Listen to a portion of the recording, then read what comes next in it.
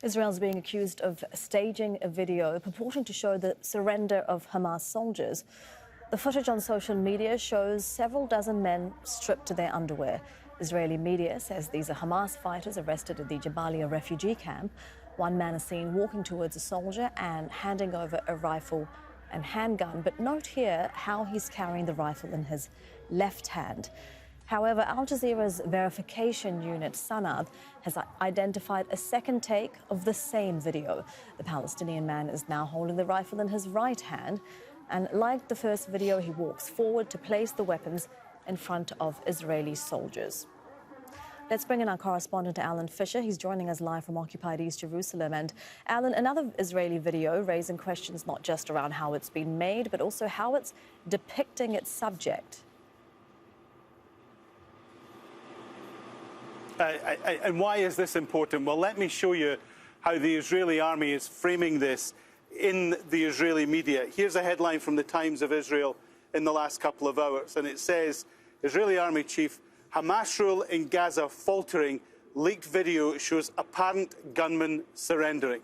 So apparent gunman, even the Times of Israel doesn't exactly take on board everything that the army is saying. And so it's a concern that they would do this with the video, that they would stage this event. And it seems to be staged quite simply because there are two versions of this. And of course, then there are other questions. If these people are Hamas fighters, then they are prisoners of war.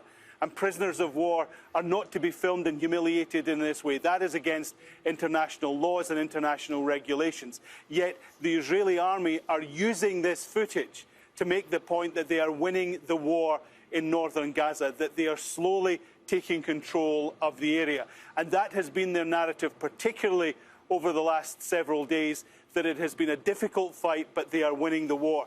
Now, we also remember just a few days ago when we had pictures of men who had been stripped to their underwear and were marched off, and we're hearing reports that they were taken away. Some were released several hours later, kilometres away from their home, with no clothes, after being interrogated and beaten. And that too has been a concern for human rights organisations, that captives, whether they're from Hamas or whether they're civilians, as many of them were, are being treated in such a way, and this is happening on camera.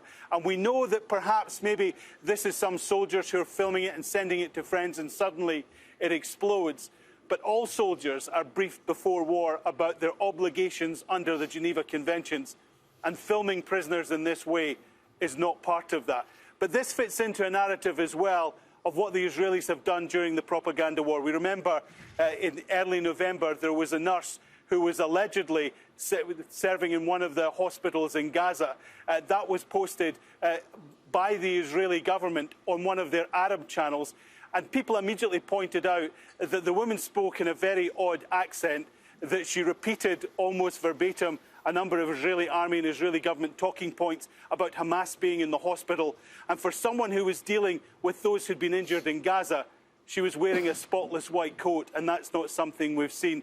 I was speaking to one expert on mass communication recently, and he said that Israel's efforts at propaganda in this war have been, at best, ham-fisted.